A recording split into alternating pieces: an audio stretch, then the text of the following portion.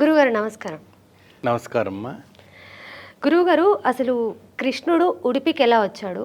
ఉడిపి కృష్ణుడిని కిటికీలో నుంచి చూడాలి అని అంటారు. ఎందుకు కిటికీలో నుంచే చూడాలి? తప్పకుండామ్మా. అయితే ఒకానొక సందర్భంలో ఒక రోజున హరిదాస్ అనే భక్తుడు ఉడిపి కృష్ణుని చూడాలని చాలా ఆశతో భక్తితో నడుచుకుంటూ ఆయన కీర్తనలు చెప్పుకుంటూ ఊరు జనాలంతా కూడా పోగు చేసుకుంటూ స్వామివారి లీలల గురించి అంటే కూడా చెప్పుకుంటూ పాడుకుంటూ ఆయన ఉడిపికి చేరారు. ఓకే.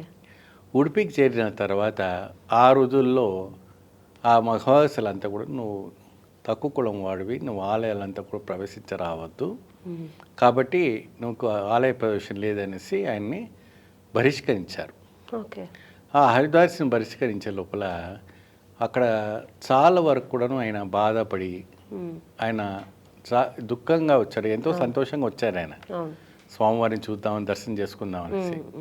అప్పుడు భయంకరమైనటువంటి ఒక తుఫాను, భయంకరమైనటువంటి మెరుపులు, భయంకరమైనటువంటి వర్షం, బీభత్సం అయినా నేను స్వామివారిని చూసే వెళ్తాను, స్వామివారిని చూసుకుంటూ నేను వెళ్తానని చెప్పి హరిదాస్ గారు ఏం చేశారంటే ఎక్కడైతే అభిముఖంగా ఉన్నటువంటి కిటికీ అప్పటి వరకు స్వామివారు ఆయన గర్భాలయం వైపు తిరిగే ఉన్నారు.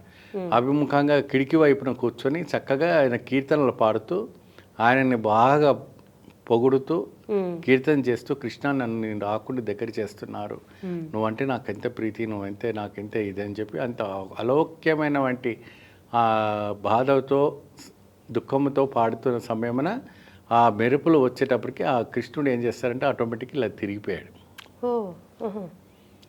ఆ తిరిగిపోయిన తర్వాత ఇప్పుడు కూడాను ఈ రోజు కూడాను మానవ భక్తులు కిటికీ నుంచే దర్శనం చేసుకోవాలి.